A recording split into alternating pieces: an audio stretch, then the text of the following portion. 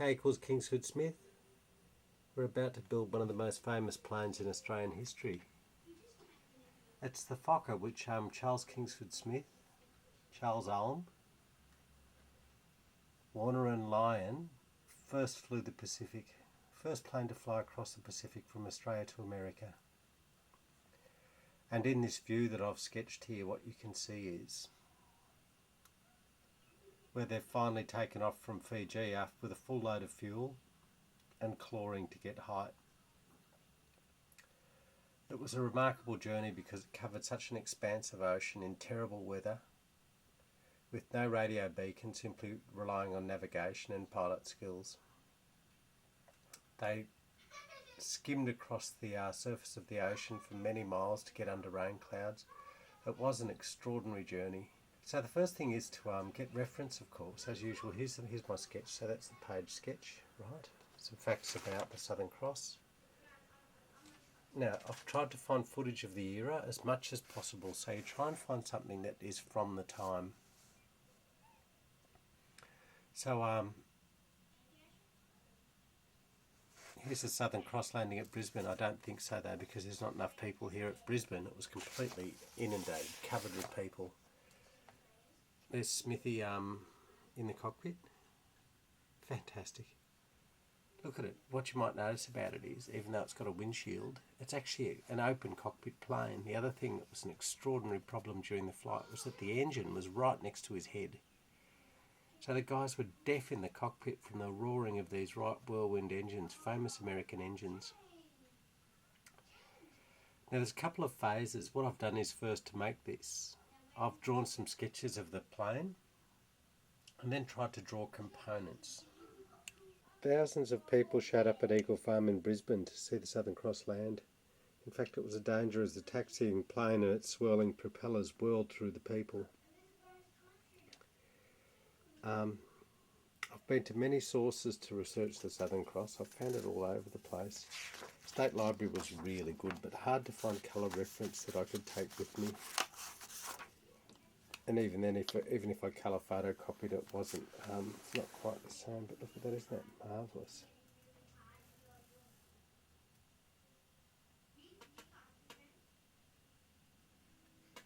Look at that! There's the man.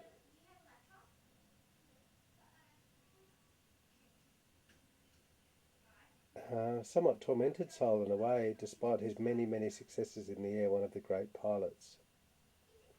He often had to do with, just broke, not enough money to fund things. Despite that, he did remarkable things. Perhaps a typically Australian story in a way. The Wright whirlwind engines, powerful and reliable.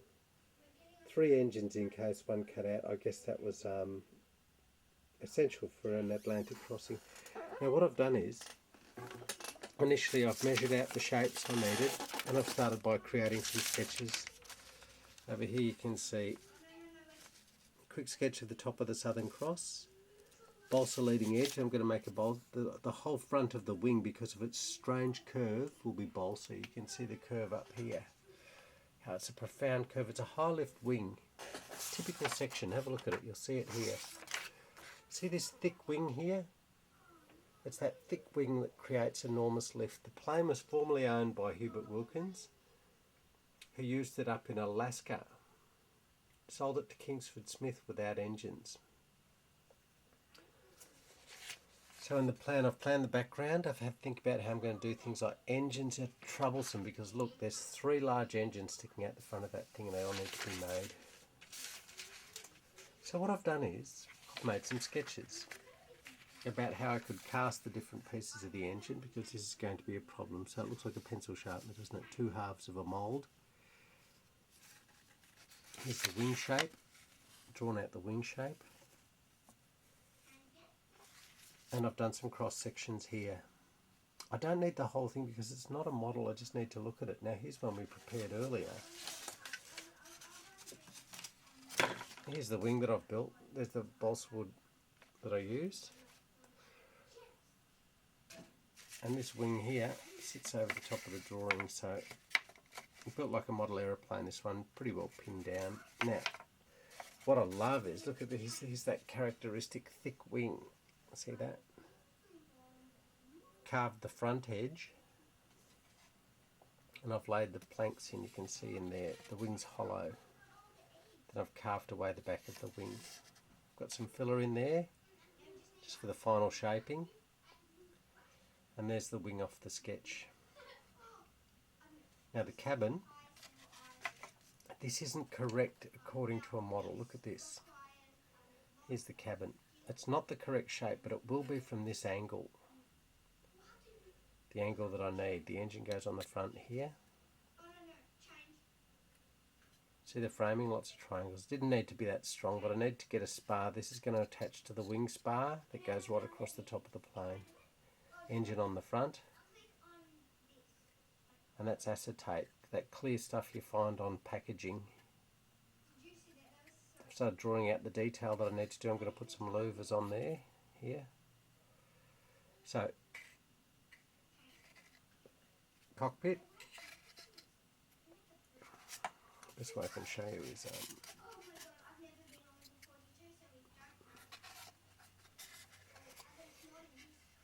see that look? Engine on the front, that's what I'll be doing now. I'll be gluing that on. I'm going to have Kingsford Smith's head sticking out the side of that pilot's window. Don't know if that's going to work, but that's what I want to do. Now, with the engine, what I've done is, each cylinder, if you look here, there's 9 of these cylinders. The right whirlwind has individual cylinders. I've carved those out of balsa wood. So, the cylinder's been carved out of balsa wood. See that? There's the cam covers on the top. What I do then is, I've wound cotton around the cylinders to get the feeling of the cooling fins. See here? So that's used to make an impression. Then I get plasticine. And I've pushed, here's the plasticine. I've pushed the cylinder into the plasticine to create the impression like that. Oop.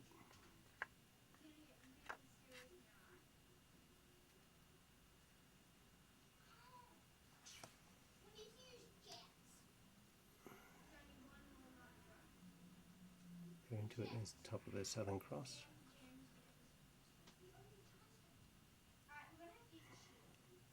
So I push that in there to get an impression, look, like that. And now I have to use two, pull that out. And what I get in there, when I pull that out, is a mould. And I put oil in there so that my mould material won't stick, and then I pour in silicone, like this, see? It's poured on top of the mould. When it's dry, which takes some time, what I do is I carefully lift it out, and what I get is an impression. Not a very good one in this case. Now it looks pretty lousy, doesn't it? But it actually, once it cleans up, they turn out quite well. So those individual cylinders are laid around a crankcase. So I have a whole lot of them because for each engine I need 9 of those. 9, count them. Then I start to trim them down. Here's a better one. Started trimming it down, see? There should be one here that I've trimmed down completely. This is not a very nice one, but it will look better when it's painted. See how it's pretty screwy?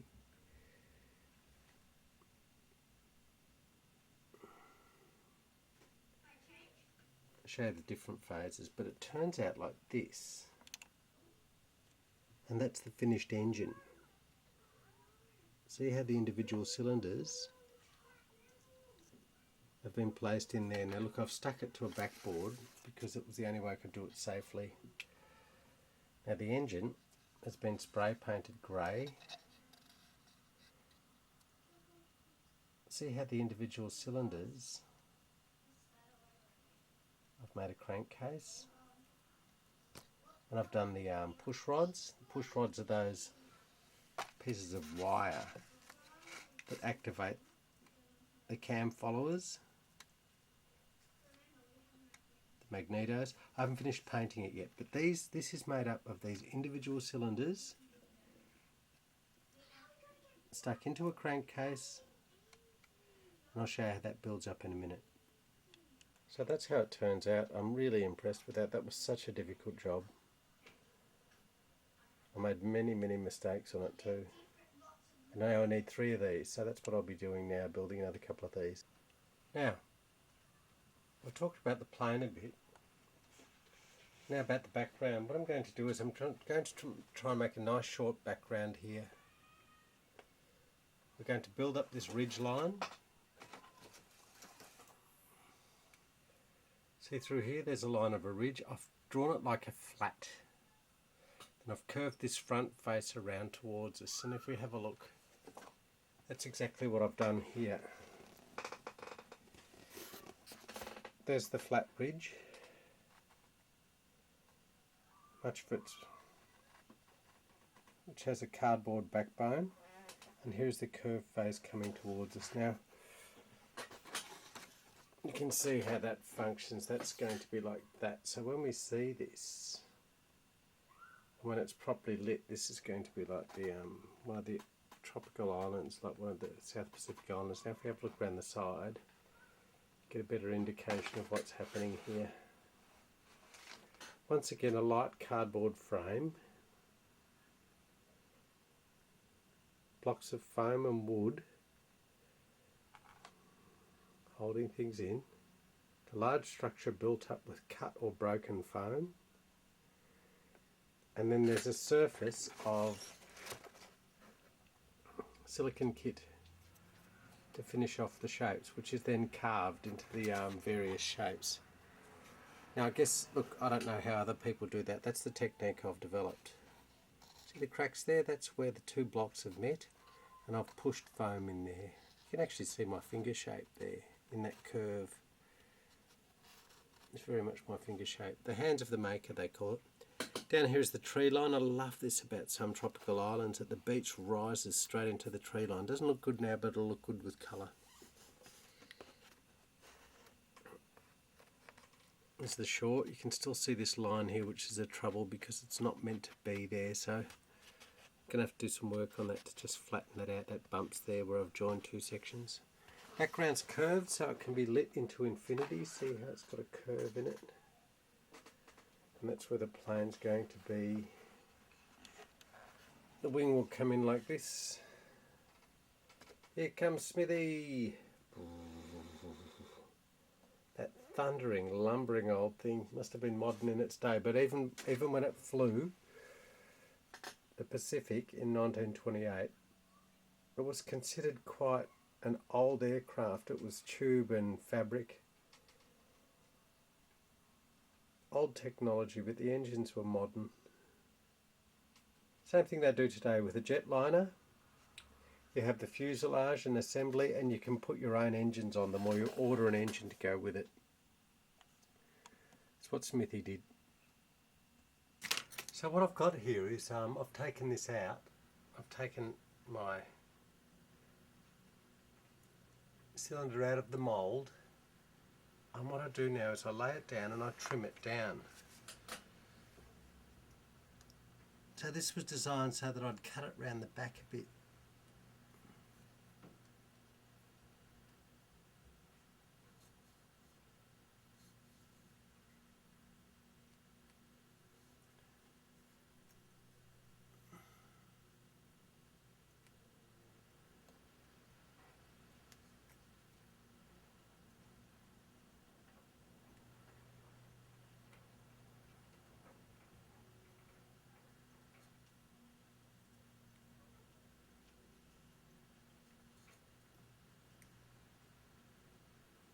There you go.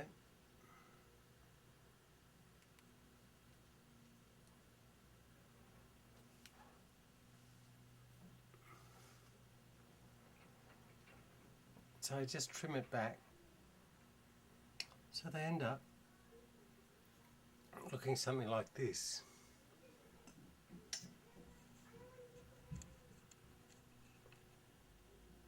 So they end up looking something like this. A bit hard to see, isn't it? Drunken. So that's the start of it. And then look, what I've got here is, I have a diagram. There's a plan of the engine, plus the cylinder layout. So this is how the cylinders relate to the crankcase. So what I'll do then is, I'll measure off the cylinders and place them around the crankcase. You notice I've measured out the angles that I'm going to need. So here I've got the trimmed cylinders. Because it's a right whirlwind, there's 9 of them.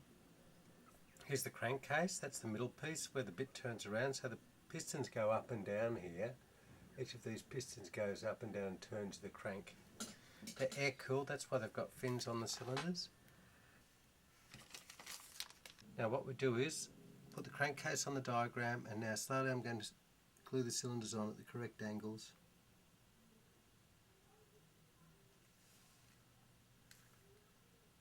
It's difficult, you have to make sure the angles are exactly right, because otherwise it looks really funny if the gaps between the cylinders are uneven. You notice immediately.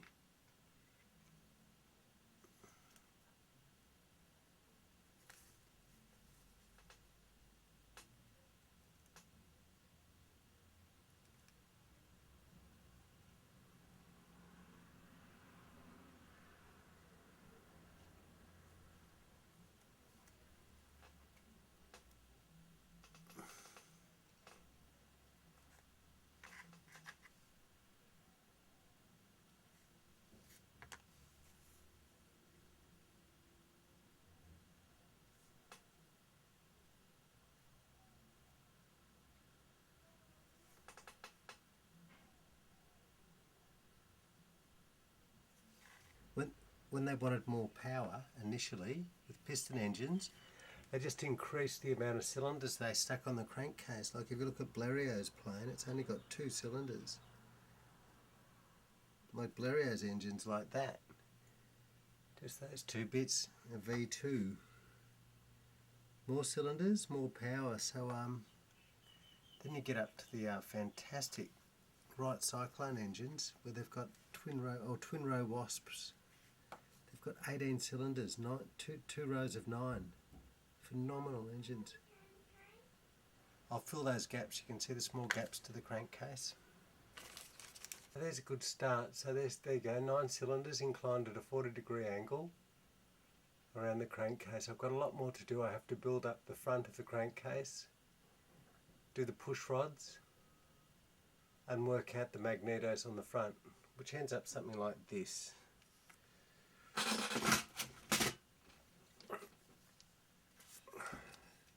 So there's a completed engine, and there's a buck. Do you notice this one's slightly smaller? Because I'm going to try and work the perspective in with it. Because this one's further back, I wanted it slightly smaller, so I've made the cylinder slightly smaller. One will be closer and one will be further away. So I'm hoping to make that more a perspective working. So you can see the 3 stages of engine here. Here's the one with just... There was the buck, remember the buck with the white? What I've done is I've added the wire push rods. These are the push rods. And here's the activators for the valve gear. I haven't really shrouded them. On the original engine, these are like egg-shaped shrouds here. I'm just going to leave them like that. So that's the push rods. Next up, you can put an exhaust on. In this case here, what you see is the exhaust fitted. I've had to make a decision to fit the later exhaust system, even though at the time of the Pacific flight, Kingsford Smith's Fokker had stub exhaust sticking straight out of the back of the cylinders, but I've put this exhaust ring in because it makes things stronger. It's a shame, but it makes much more sense because otherwise the cylinders are very, very And here's the carburetors. Like if you look here, this is a carburetor. Oops. So they'll be fitted underneath the front end of the engine, the leading edge of the engine. So there's the different phases of engine really, like if you look at that.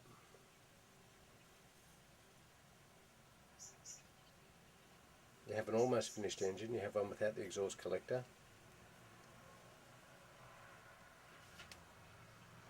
There's the exhaust that will go on the back of that engine.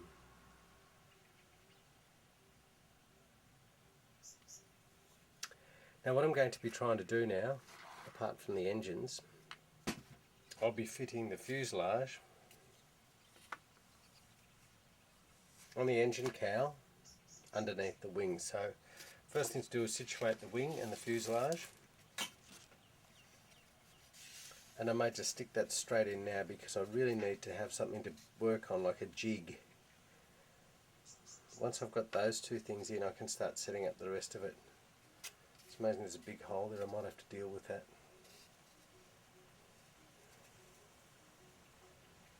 Yeah, well, let's do that. So what I'll do is I'll measure out a piece of wood to go onto the back there. I'll hang the engine here and I'll show you as I go along actually. But let's just start with that. But primarily what we're seeing is, let's now back to the plane, don't worry about it, you'll probably find it pretty well vanishes.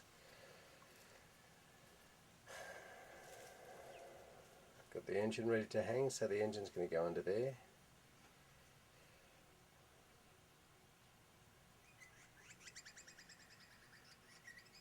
Start putting the wheels up, hanging up the wheels, getting a jig going. So what I'll do is, I'll just start by putting in the fuselage. I've been putting it off, a bit worried about it as usual. But I really can't set up anything until I've got this thing in place because everything else hangs off that, literally. So what I'll do is, I'll get the engine in, I'll get the fuselage in.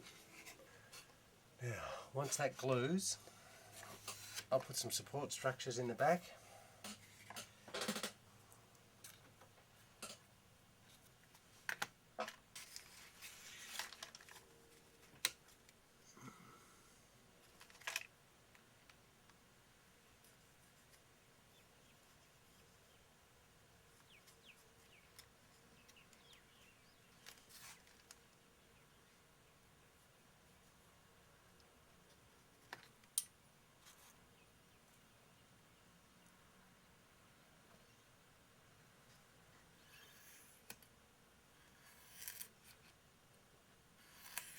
Weird stuff. Oh, that's going to go in well. Okay, look, I'm not going to waste time now. Let's just stick it in because well, I don't think I've got that much more time to waste. This one's taken much longer than I'd estimated. Much longer. Time has been a terrible thing with this. Doesn't matter when I look, I'm behind. So it's making me very stressed.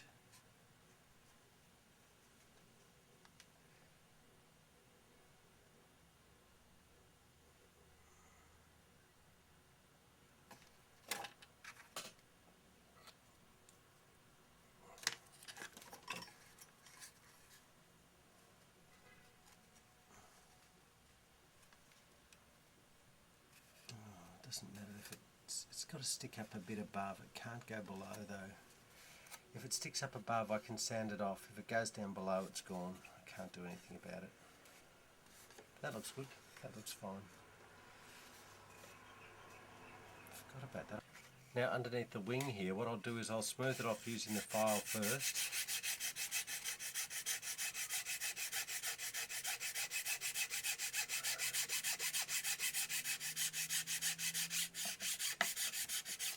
No big deal.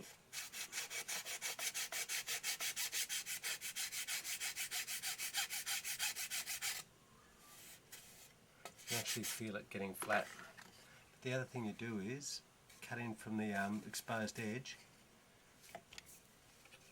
It's hard to see, but this edge is higher. Lighting, good, you can see it there, see? So a bit of it. Mash it up with the file.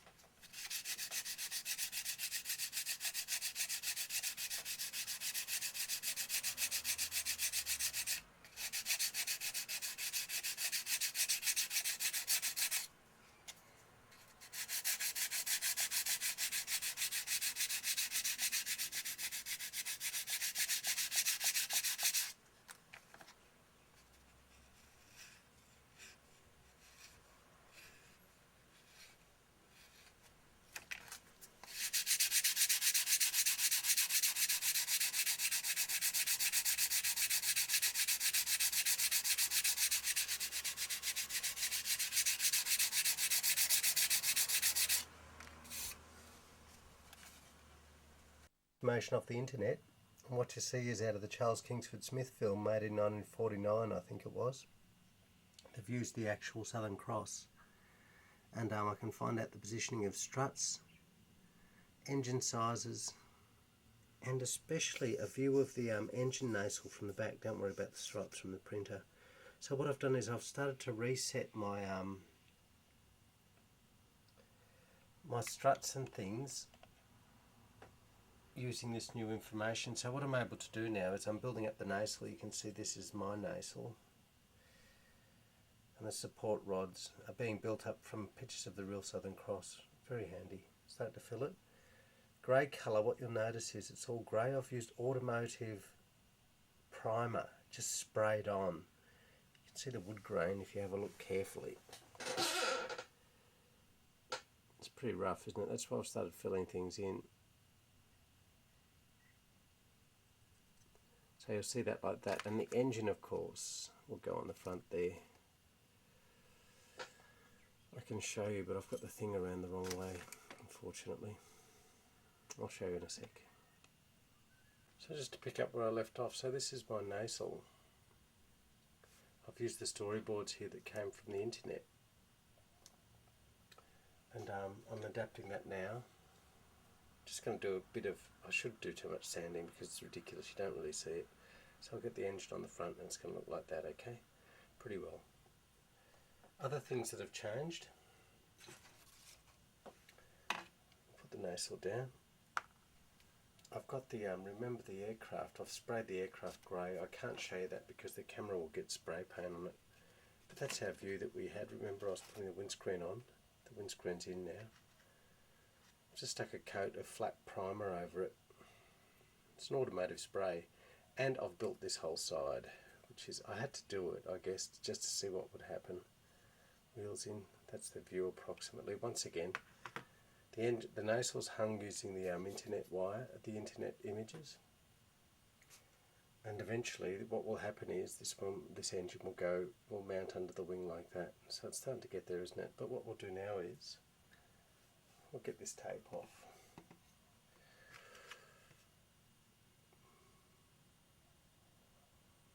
See if the windscreen's okay. Because you masking off is just getting rid of anything that you don't want painted.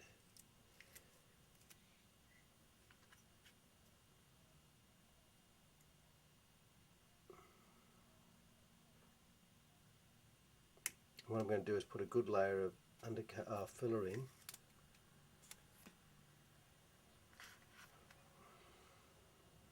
I needed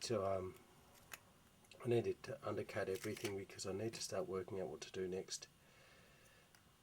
Before I start hanging that second engine, which I'll show you how I do. No, it wasn't a very good masking job. See that? Bit of overspray. See the overspray there? But not too bad. But so we're starting to get the look, aren't we? Now the second engine now, so I have to heft into place now. I've got the holes ready drilled. And that's the sort of view we're looking at. This engine is much bigger than the other one, but I've tried to do that to get a perspective working. Okay, so that's where we're going from now.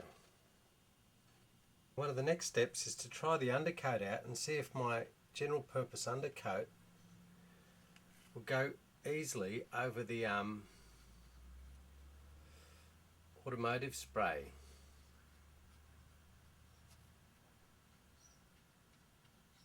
I'm just going to do a wheel. I'm not going to do the whole lot because I just need to know what's going to happen with the paint and the wood grain.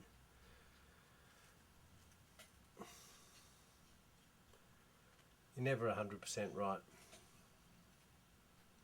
Probably hear me puffing away there. I hold my breath. I told you, I hold my breath when I'm painting. I don't know why. Work out a palette first.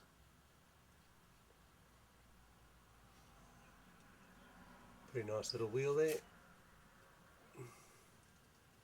Check it out.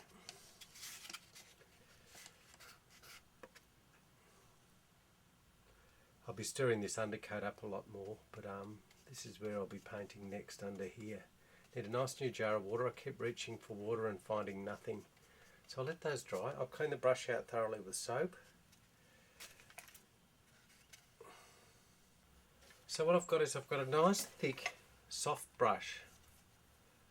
I've mixed up my undercoat, and what I'm going to do now is lay the stuff on as quickly as I can, because the trouble with this undercoat is it dries on the brush. I've got to lay it down smooth, because what I need to do on here is I need to use the paint almost like a watercolour. I've got to thin it down, so I'll have to sand it until it's nice and clean and flat.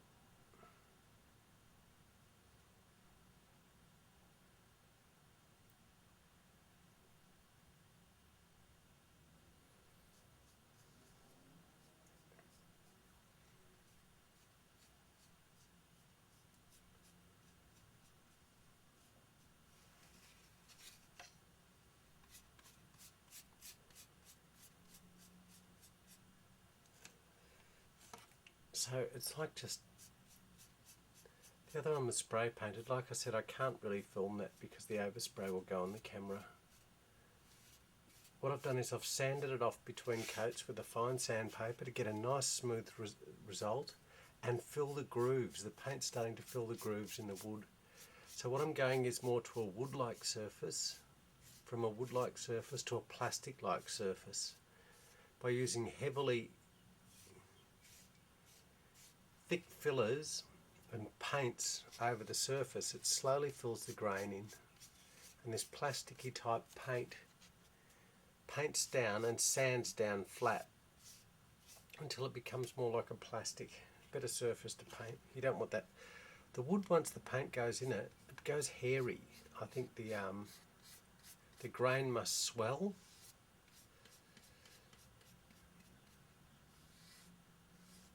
And you get this sort of lumpy, hairy effect. It's not pretty.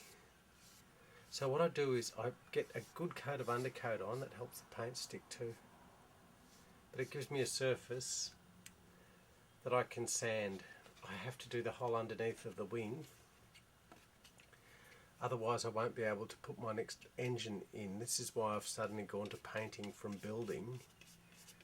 I won't be able to see. Look how quickly that's going. Imagine if there was an engine hung under there with the struts and everything. That's impossible to think about.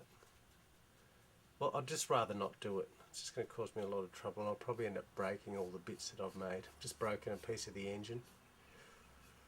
I'll show you that in a second. I'll bring the engine back in and repair it, and I'll show you how fragile one of the engines is. They're not all fragile, because I've made them. The first one I made from plaster. Plaster's like chalk, cracks, splits. So every time something goes wrong with it, a bit breaks off it, so I don't know. Have to go with that anyway, because it's my main engine. I don't have time to do another one. The wing looks good though, considering that's made up out of, what you're looking at is made up out of 3 or 4 different pieces of wood. The long spar, the tip that was made out, the leading edge that was made out of a different piece. The wing plank surface is made out of a different piece, and the wingtip's made out of a different piece. It's actually built very much like an aeroplane wing. It's got a spar going right through it. That's that heavy member that goes right from tip to tip of the wing and gives it its major strength. It has a leading edge, which is the front bit, the front piece, that's shaped to create the aerodynamic surface. There we go. That should. I've got to go very fast because this paint goes really gummy. So I've stuck the engine down to transport it. But when I tried to pick it up, you might see I've chipped off one of the cam followers, or one of the valve followers. So what I'm going to do now is super glue it back. It's a bit of a hassle because this glue, you push and you push, nothing comes out. So what you notice is, don't hang the glue tube over your model, not like that. So what you do is either get a scrap piece of material and take it away from where you're working.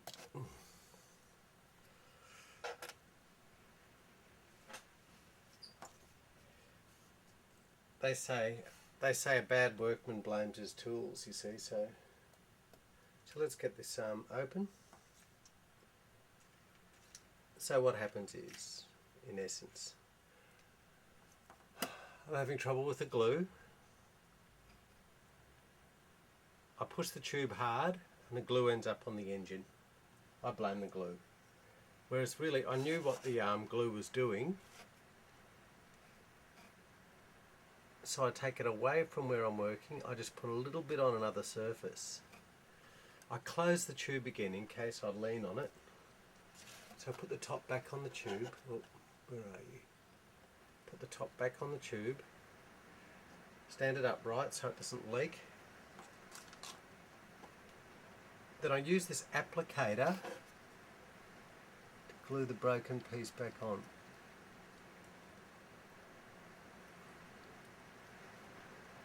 Which is the best thing. Like that. Now, the reason I had a problem is it's really safe here. I'm not sure I should actually move it. Wish I could show you a plaster cylinder. I can show you the second lot. Look, the cylinders I've ended up using, these ones, they're plastic. Look, I can bend them. Now if I did that to one of the, look, and the shape stays the same. Whoops, and the shape and the form stays the same. These ones are all have been made in plaster. If I just have to touch them and they actually break straight away. They're very, very fragile. That's why I've put the exhaust ring in. See the exhaust ring there? That's holding all the cylinders together. But it's safe now and I'll leave it. But realistically, that engine that's been painted goes on the front of the Fokker. So there was the painted one. What I'm going to do now is I'll probably end up putting on this exhaust ring. This is the engine that goes on this nacelle. So it'll end up there. See how the exhaust trails along the side? Oops, there's the engine mounts. Engine mounts, exhaust trailing along the back. Now, this is technically incorrect because when the aircraft did the Pacific trip, it had stub exhausts. It just had these exhaust pipes sticking straight out of the back of the cylinder heads. But I'm going to do this, and I'll mention this in the book, because it makes the cylinders much stronger. It's such a marvellous little thing, but it's just made with pieces of wire and plastic and balsa wood. I guess you do see what it's really made of when you see the back of it. Chunk of balsa wood. These ones are much stronger than the black one. I guess I could paint this, put on the magneto pieces. It's the first time in this project I'm actually using silver paint. Up to now what I've done is I've rendered each surface, used greys and dark greys and whites. blues, sometimes greens, to show the reflected nature of a silver. But I'm running out of time, quite frankly, so I'm going to try some silver paint. The important thing with any silver paint is mix it to a smooth consistency, because what happens is you get varying degrees of that metallic deposit when you're painting, so you've got to have it as smooth and as consistent as possible. Okay, well, let's see what happens. Now, here's the wing. I've got a good piece to practice on because, oh gee, it's too thin there. A couple of coats maybe. Maybe go for the thin and go for a couple of coats.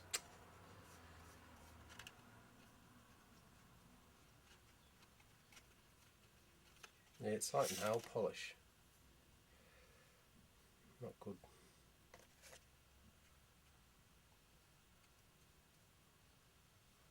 Couple of coats.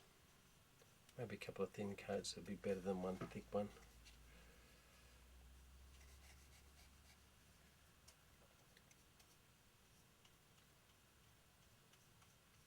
Well, it's not one that you can mix up like that. Sorry, I probably didn't see that. Getting in these areas is a real pain in the neck. That's why I've left the engine off the other side. I had to mount one engine to see how to do it.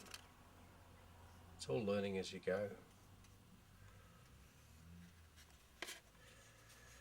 Oh, it's very runny. Look, I'll show you how to lay off a large section. When you're doing a large section like this, what you do is try and do it as consistently as possible. So I lay the paint down and I do it one section at a time. Put the paint down. I've got a smooth sable-haired brush. So once the paint's down, I lay it off, which means to make smooth strokes.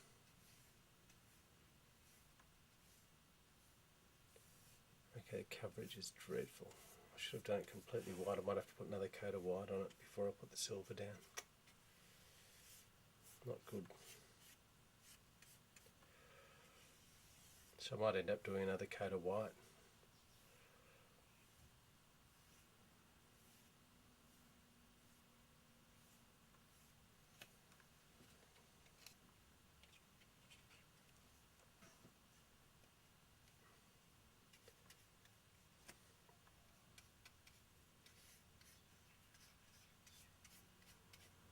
I think I made the right choice though, even though I've made this one much too thin. Once this dries, I'll put a slightly thicker coat on.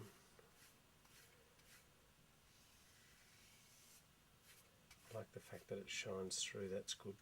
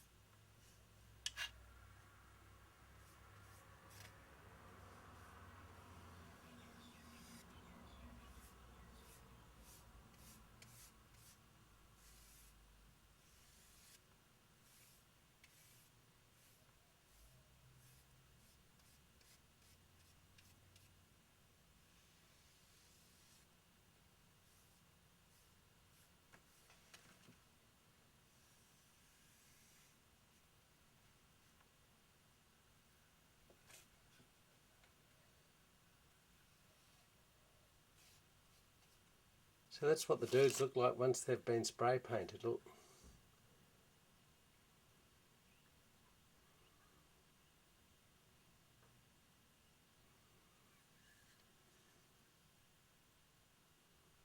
Bit of a difference. Now I'll put the colours over the top of that. And we'll probably use some of that silver paint too to get the best effect. But a good start.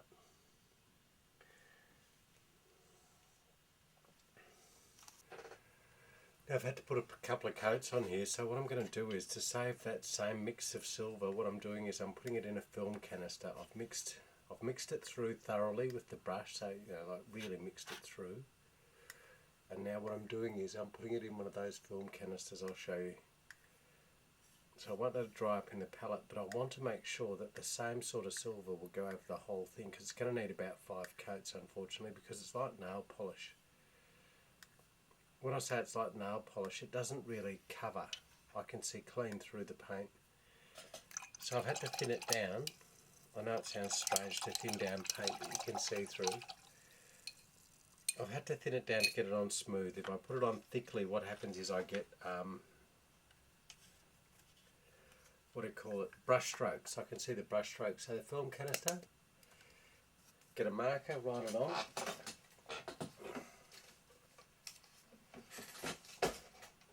Get a marker, write it on. So it's like Smithy. Smith. There you go. Labelled, ready to go. Now you probably can't see it very well, but that's had 3 coats already. Now what I might do is put a coat of varnish in between that and then put another coat on it. It's got a nice silver look now. One more coat will do it actually. It's got a nice silver look to it. Cool. You can't see it there of course. You can see it here. You can see on the wings how that's got that nice dull silver look. Aluminium sort of look. It's nice. Because look, what I did was I used plasticine to hold the exhaust manifold, so what I have to do is, maybe I should just cut the paint off because I don't want to paint the plasticine anyway. The plasticine has been great. What a remarkable stuff.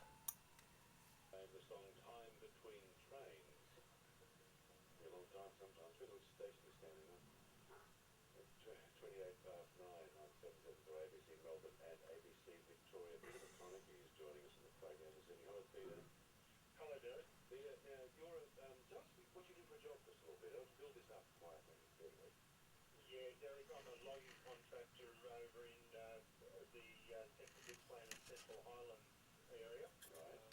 I actually live at Powtown. At Powtown? Yeah, that's right. Yeah, and you've just been working building fire breaks?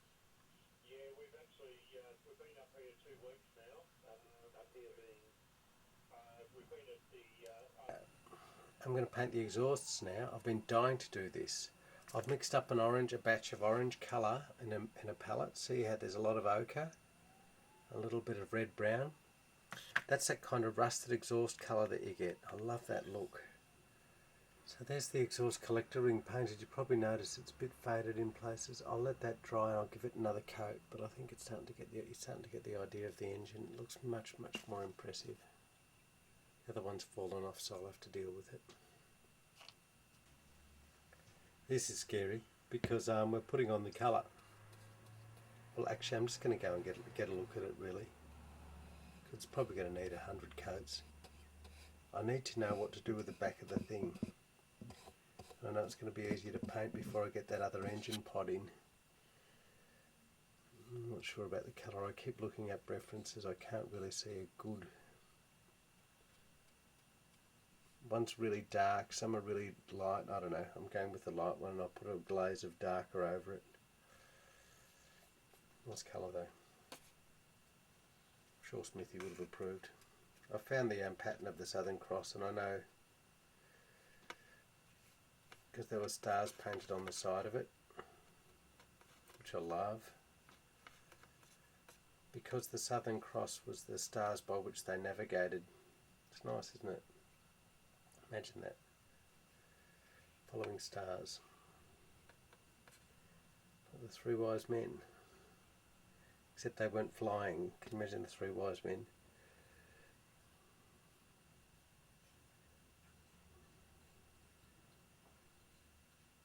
Flying along. We 3 kings of aeroplanes are.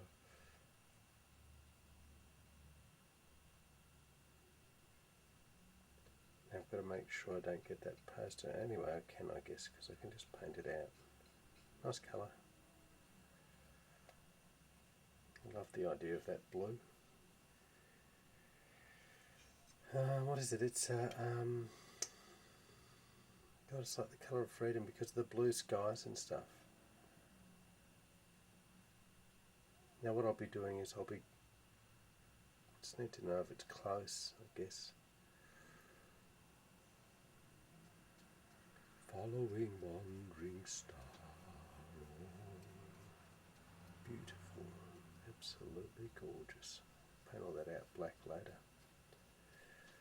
Paint all you guys silver later. It's amazing. It's a really rubbishy old acetate I used for this, but it's turned out beautifully as paneling. It's fantastic. Very nice. So what I've done is I've just hung that engine up for a moment. It's not really there. I'm just sort of getting a picture of it. Painted the black skin on the ends of the cowlings. I guess my angle is going to be something like that, so I have to work out how much of the back I need to build. See the colour starting to work against the silver. Yeah, good stuff. I'm also starting to mask off the windscreen so that I can paint the frames properly. It wasn't working before. Okay. I love this bit because what you get to do is you get to have a look at something as it gets revealed. So I'm taking the tape off. I've cut the tape in the shape of the windshield, and what I'm taking off now, oh gee, I love this bit. Oops.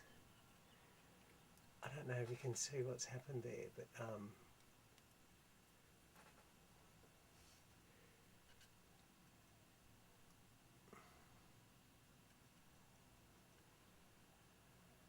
okay, now we're making around. No more excuses. There you go. It's such a big job. This is such a big job. But that's nice. Let's see if we can get another one out of there. This is such good fun. So what you have to do is you have to almost try and cut it and pick it up at the same time. It's hard. Can't get that edge. Might be able to on this one. There it goes. Look at that.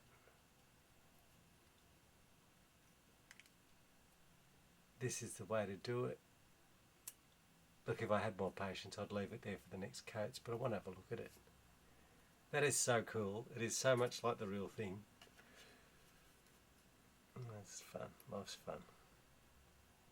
I keep thinking lately when I'm doing this, I am so lucky. So what you do is you test it first, trial it first. Here's the strut. That goes in the top. And then you check it from 3 angles. Check it from the front to see if the angle's true. Here's the centre line. Build up the centre line like that.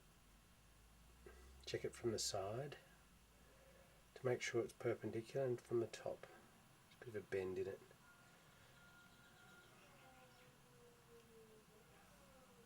Take it back just a bit, and then I'll trim it off a little higher than the other ones because it's got to go into the wing.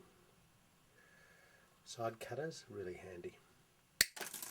Whoops, just took off for Africa.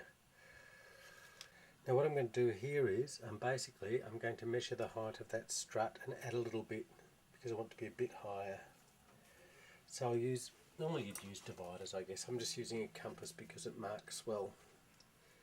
So what I'm going to do is I'll measure that distance, see how I'm under there.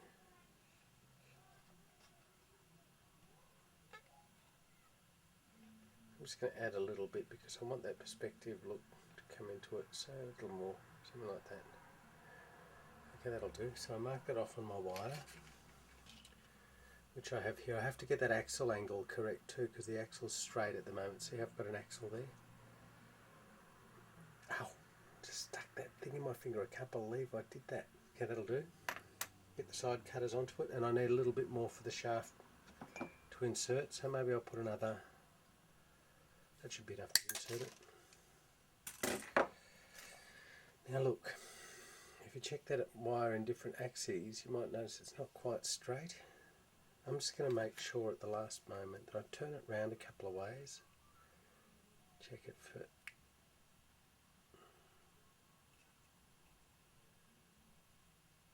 I love being able to use steel in a model. It's because it's what the craft would have. Engine cowling goes in 2 minutes. Okay, we're going to stick here. Stop you there. Okay, here's counting. What I do is I'll get the glue right up onto the things. I've got to go fast here because it's only going to work once. Trouble with this glue is once, and that's it. Okay, here's our plane. Here's the nasal, in it goes. Kind of tricky, but there you go. Push it right in there. Now the back thing I haven't glued yet, but I will now. Whoops. Back of the nasal, glue.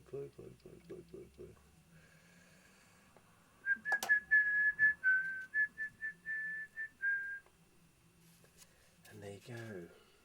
Woohoo. Okay, I'm just going to stick one of the engines on quickly.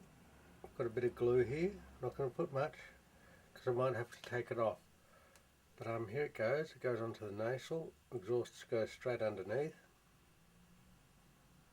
I just hold it there for a moment. Make sure the exhaust is straight and the magnetos are straight.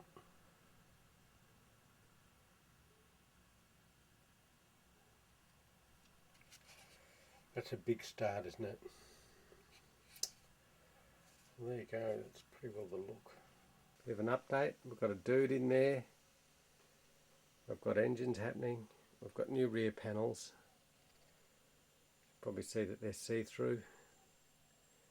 The window is masked off. See the tape on that surface? But it's really looking the part, isn't it? The other engine's in. It's really going to be the hog. It's going to do it. Look at that. If I can keep that in the light and put it into the darkness. Gee, it's good. Got the generator down on top of the strut. Yeah, it's looking really, really good. Better than I thought. Dudes hanging out the side, as you might be if you're overladen with fuel just trying to rise above the sea. So here's the piece that's going to become the tail, but have a look. It's really strange because it doesn't make an ounce of sense until you see it on the back of the plane. It's very brief, but you can see how it sort of, it's going to create the illusion that it goes back for much further anyway. Let's go around the back and have a look at it.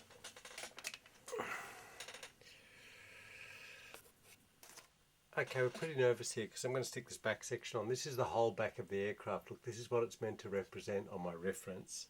And here is the back I'm going to stick on it. It's a bit strange, isn't it? So what I'll do is I've put a flange in here, which is a piece of plastic under the other one to strengthen it. Glue along the edge. Now, I don't know how successful this is going to be because it's slightly different curve to the other one. Can you see what's happening here? Glue going along the edge.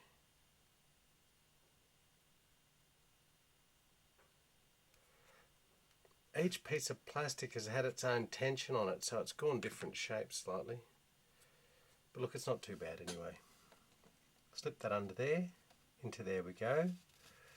Now the problem is getting it at the correct angle because it's just got to drop back a bit. An unnecessary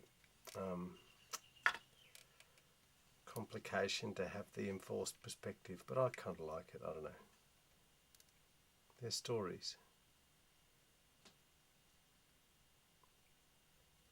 I like storytelling. So that's on there. That's the whole back of the plane. Isn't that cool? So that's about it. Now, what I'm going to do now is I'll reinforce this back section, so I'll be cutting a panel there. It's a panel that has to go in here. I'm marking everything with texture, as you can probably see. Got some lovely flat bits of plastic off a sale item from the supermarket, one of Jimmy's toys. Fantastic. Now, what we're going to do now is I'm going to try and position the tailplane. Whoops, this is a really bad view. I'm going to position the tailplane, which I've cut already. Small piece of wood. Look at that. Strange shape it is too. But where that's going is on the back. So that's going to go somewhere there. Can you see it there? And as you look through the engine nasal, there you'll see the tailplane there. And what I need to do is, it needs to be high up on the rear fuselage.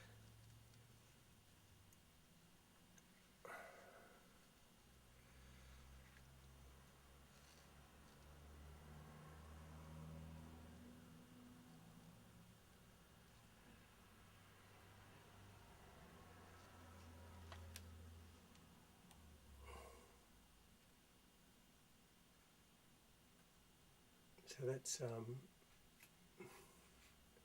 what a strange shape it is, but from the front it looks terrific. Excellent. Put a skid on it. You might see here I've got a little skid on it. But anyway, yeah, it looks very strange from the side, but it looks fine from the front. Now, we've just painted the rear fuselage, and I've just added that signage. Can you see how it's got a strong perspective working with the stupid tail planes? What I'll do now is I'll just paint those tail wings. See how that works? There's the Southern Cross, which is important, what it was called, the stars by which they navigated to get to Australia. A couple of things I wanted to do. I'm just going to paint the tail wings, because I've got that, like I said, remember I've saved the blue that I'm using in a small film canister. Didn't work though, because somehow something's separated out of the paint or something, and it's a bit, I don't know, it's darker than the mix.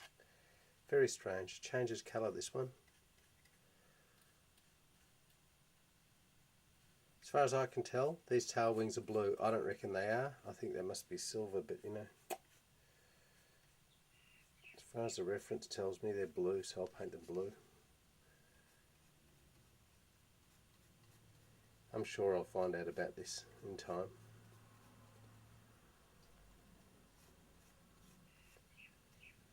That's the trouble, that all the reference of the era is black and white. The replica is colour, but I reckon it's too dark. The paint on the replica, maybe it was painted that colour and it faded, or I don't know. Anyway, it doesn't look right.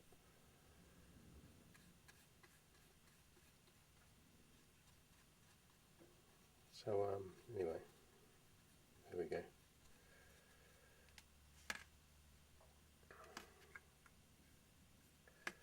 Oops, top. Sweet as apple pie. Acrylic paint's kind of greasy. You have to, when you're laying it down, I put it on quite thin so it doesn't get brush strokes. But it streaks. So you have to try and organise your streaks as smoothly as possible. 2 coats for sure. Shame though. Okay, that'll do. Got to be one of my favourite jobs. What you might notice is there's tape here. I've masked off the window shapes. And what I'm going to try and do is get the knife to get the tape off. So what I might have to do first is just cut an edge, because I've got 3 coats of paint on it. I can't even see it.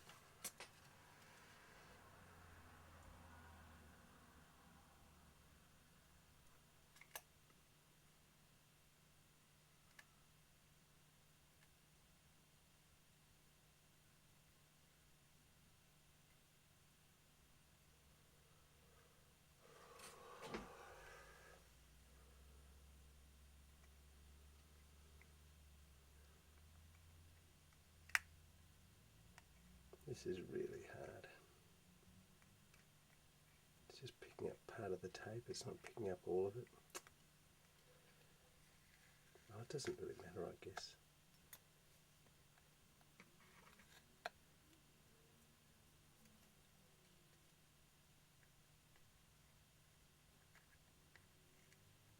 It's so much like faded aircraft perspex, it's not funny.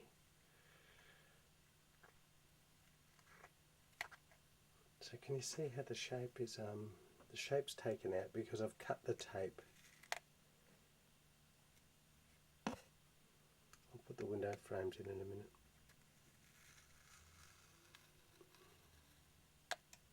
That has just got to be the coolest thing. Look at that. Don't know if you'll even see it. Look at that. You can see the pin. It's fantastic. Now what I'm going to do is to do the window frames for that, I'm going to mask it because I know it's got a it's cool.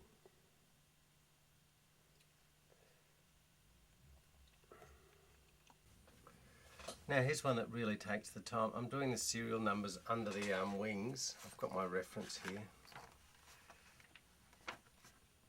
And it just takes forever.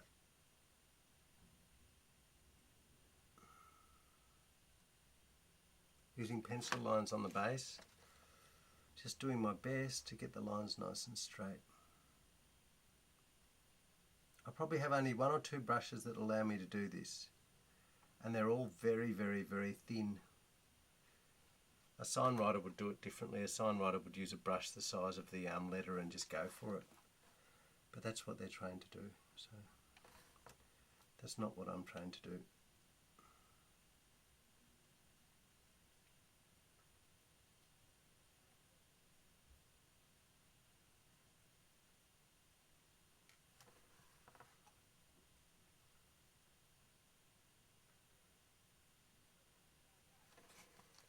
Look at this. What you'll notice is I have to keep spinning it around to get it to work, because one edge of the brush isn't the same as the other, so I've got to use the edge of the brush which is most appropriate.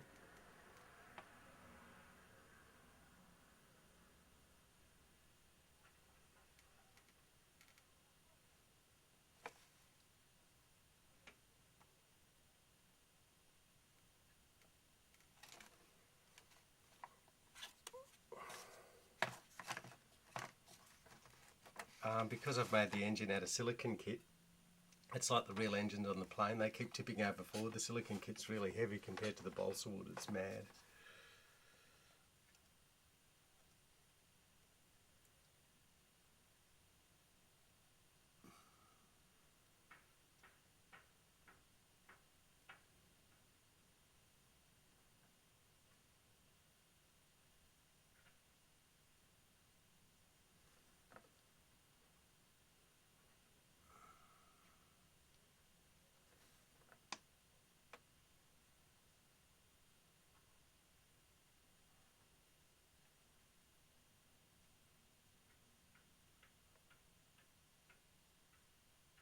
I haven't painted it black. I've thinned it down a bit with white,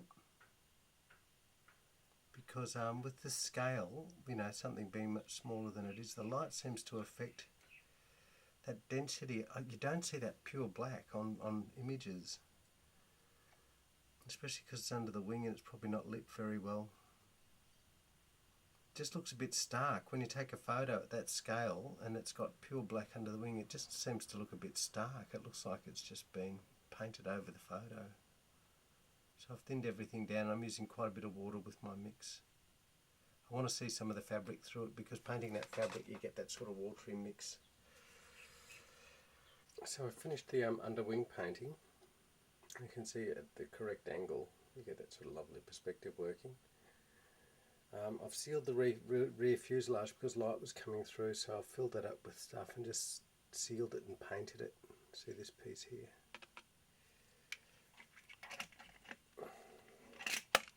Bonk. Bonk. Now what I'm going to do now is I'm going to put on the front engine. It's the last thing. Oh dear, oh dear. First thing I built, and it's the last thing to go on. So the front engine will go on now.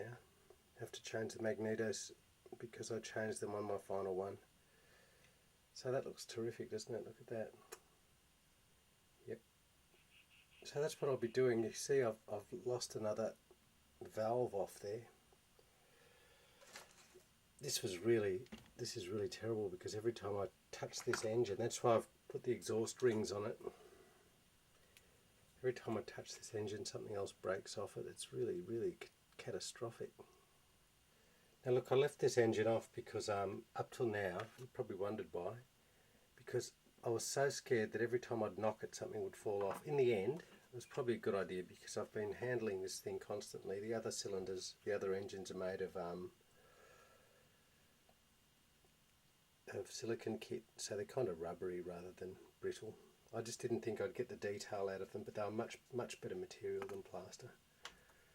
I thought the plaster would be good because it would dry more quickly, which it did. But in the end, I had similar problems with it. It was hard to release from the moulds. There was all sorts of things. So it's always a bit of a trade-off. So what I do now is just get this right over the top. Make sure the magnetos line up on the front.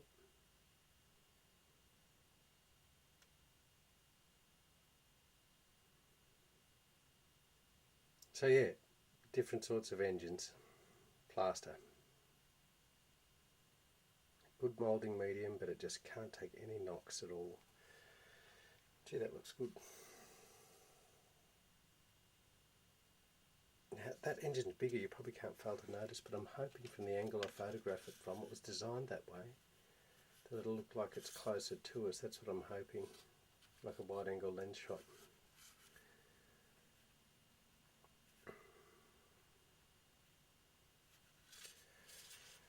Gosh, it's a remarkable looking thing. Anyway, so now what I've got is I've got the same diameter tube or pipe or wire that's going to make exhausts, so I'm just starting to sand this stuff down. I'll get two on there, one on there and one on there, and that'll match the specification with these exhausts. They're all different diameters, which is pretty wild. Anyway, looks good, doesn't it? Okay, we'll just stop it there and I'll just do a bit more cutting, or maybe I'll show you what I'm doing.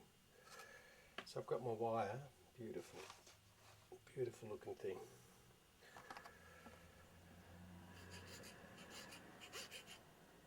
So the idea is now to just get it nice and flat so I can get this to join in with the other.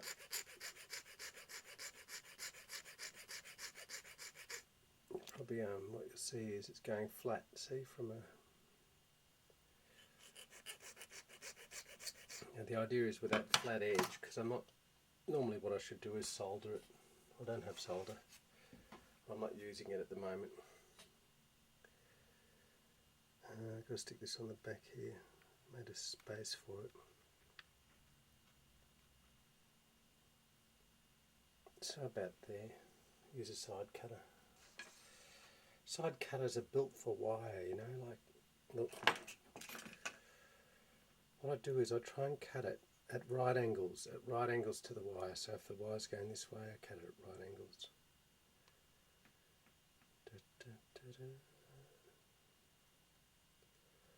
Only two pieces of wire the same as this.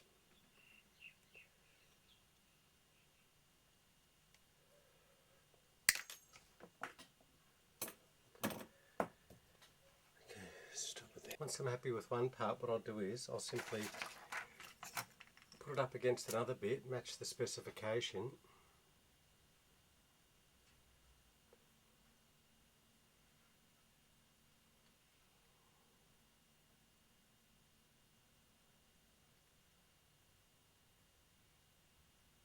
I'll cut those off. Now I've cut some tiny triangular flanges, and they're going to be used to secure the exhaust pipe because I need a larger glue surface. So I'll put that on the exhaust pipe first. Oh, this is going to look ridiculous from up there. Anyway, there's that small triangle thing. Glue.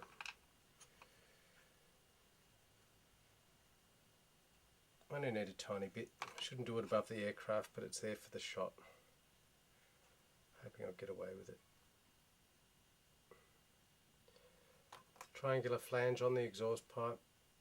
That should allow it to stick to that other piece of wire better. Should be soldered really. And I'll look into that. If I'm using any more wire, I think I'm going to start soldering. The super glue is just not powerful enough. Just needs a knock and it's fallen off again. Just sort of defeating the purpose. Defeating the porpoise. I've been using plasticine for clamps for these sorts of things lately, but I don't want to leave oily marks on the paintwork. You can just see it. I'll put it there and I know what'll happen. Get a big oily spot.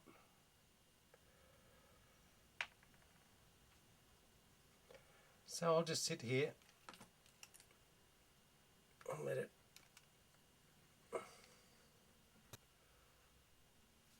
So what I'm going to do now is I'm just painting the exhaust ring. It goes a rusty colour, I think, because the metal heats up so much. It oxidises. I might just blank out the back of those.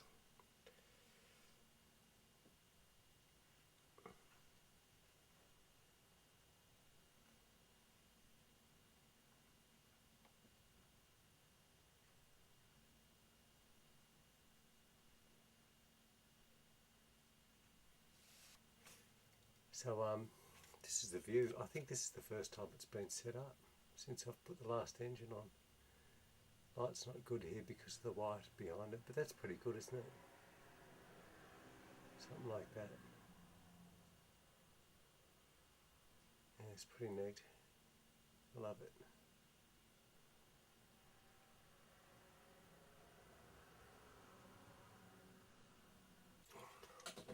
I've just started brushing in shadows on the mountains here. It's a bit hard to see, but there you go. What I'm doing is I'm just brushing into the crevices.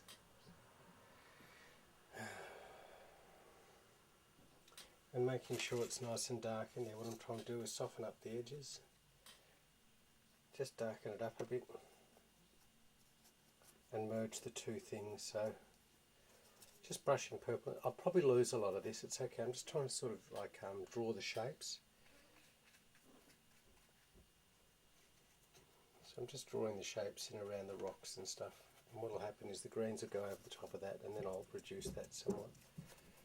The undercoat's still a bit wet, but that's fine because it'll merge the paint in a bit, which I think is probably not a bad effect.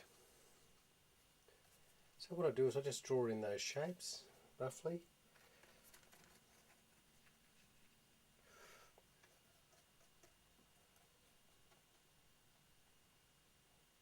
Get a bit of shadow on it, a bit of relief. It really makes it look a bit more three-dimensional. Well, it is three-dimensional, but I mean it's kind of flat. I've made it construction that's quite flat. So there you go, good start.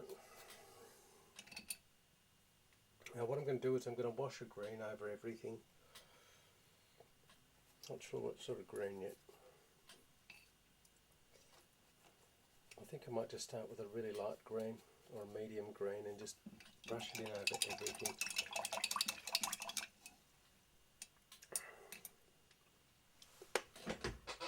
Let that dry. Now look at it from the top. Let's have a look. Let's just drip it in. Much too dark, doesn't matter. Got to add a bit more water in it. Let's just put it in and see what happens. This is when I need my water bottle.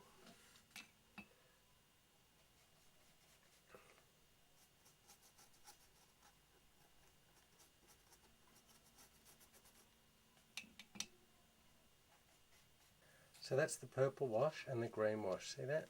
Let's get a good close up at it. What you might notice is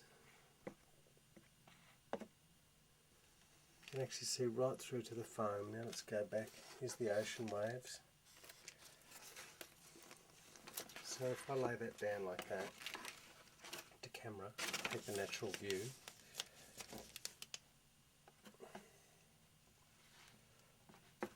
That's what you'll see in shot. So it'll be something like that.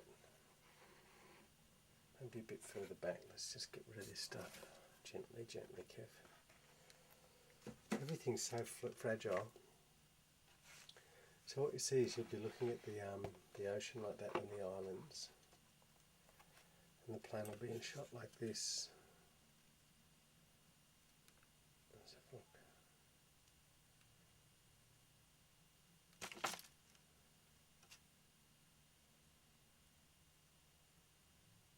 Can't really get far enough back, but that's what you're going to see, the plane sort of roaring across the shot.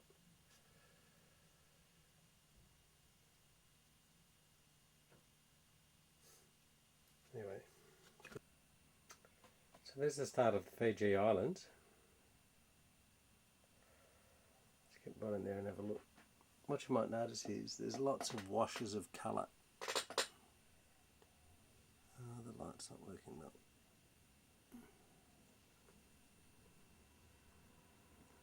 And what I've done is, to make it look a bit sharper, I've put black stripes through things. So I've just washed down the black, make sure that the paint's very watery, and washed it down so you've got sort of like, it'll be lit from about there on the real shot. But let's go around the back of it and have a look. See how the blue shadows, it's just something I read in a book once. You do the shadows first. So there's purple and blue shadows, and then I brush the colour over the top. And I brush it over because the stuff is white, the foam, with the undercoat over it. I use the mix really watery. You can see it down here, down the front here. So that actually what happens is the paint goes into the deep grooves and the top bit stay a little white, but it's very, it's quite good, isn't it? It's like, what's the trick? Okay. I'm just going to paint in some beach now. Look, what I've got is I've got some brown. It's a very pinky sort of colour, the beach. I hope that's not blue. Scrub, scrub, scrub. I've got a lot of blue in the brush. Clean your brushes properly is the trick. So, pink. Maybe a bit of ochre. But more pink. What I'm going to do is, I'm just going to paint this beach in. So, quite dark at the moment.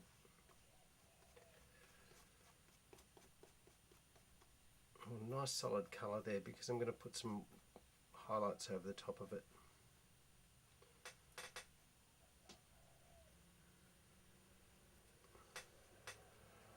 Look, I just got to say, this is an intensely satisfying stage because it's very scary. Every time I start a landscape like this, because it's taken me quite a while to build, it hasn't just arrived here.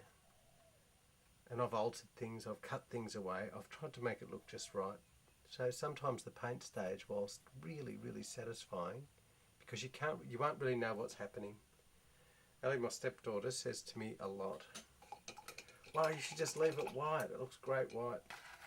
But you know what it is? It was not what it was meant to be. It's the illusion. You're trying to get the illusion. So what you need to do is supply the effects. But I love the idea that it is illusion. I was talking to an illustrator friend about it. We're recording. The illusion's the important thing, that you can make people see something that's not really, it's not real. But at a given moment it will click. If you do your work properly, if we do create these details, and it doesn't even have to be perfect, but it has to be believable. I love that, because the mind takes over at a given moment. Nice beach. I've got to confess here, the beach is one of my favourite places to be ever. I don't think I've ever felt better in my life than being near the sea. The idea of flying out across that sea, as terrifying as it must be, is really, really attractive to me. I would love to have that experience of flying a long distance over the sea in a light aircraft. Really, really like to do it.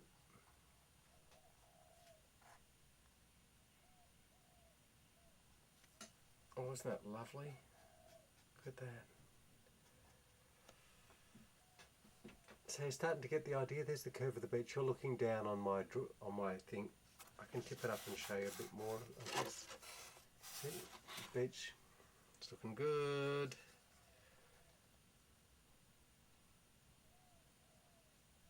Beach sand's kind of pink. It varies in colour, of course, according to light as well. But pretty pink is the wow, look at that. Terrific. Now what I'm going to do is I'm just going to wash it out towards the sea, so I'll reduce the colour because I have to get the turquoise, whatever it is, whatever colour I use there for the sea, to come out over it. So I'm going to wash it up a bit, wash it out over the it's nice curve, so that it goes down into the water. Man, that's fantastic. What a beautiful place. Gilligan's Island. Okay, now the tree line. I want to change the colour of the trees so that it have a slightly different tint. Let's have a think. Decided on a grey-green for the forest here. This is the forest hard up against the the shore. These are the sorts of things, the trees that won't grow up against the slopes. Habitat. I love that about geography, that it expresses what's underneath, or that the trees express the geography. That's a great idea. It's profound. Simple and profound at the same time. Of course it does, because what's under here is different to what's up here.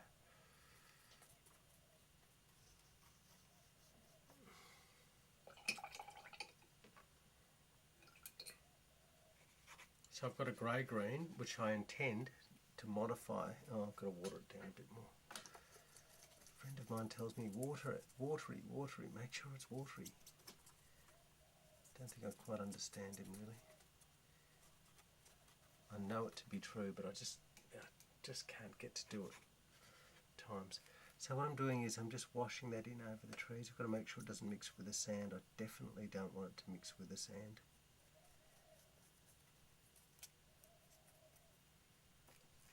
Beautiful. You watch, as this thing paints, as I paint this thing more and more, it'll start to come together. That at a given moment, you're not looking at pieces of painted foam, you start seeing landscape, because you recognise the elements, the primary elements of landscape. The funny thing is, this generation of people, First World War people who'd flown in the First World War and did all this incredible flying across the world, remember that they were some of the first people to see these sorts of sights. The world from the air, because the scale of us, the size of us, is so very small in amongst a landscape like that, and yet in a plane we become big. It makes us big. It's the view of giants.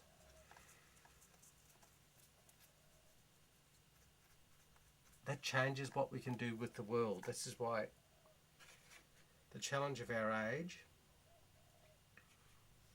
is being able to find enough humility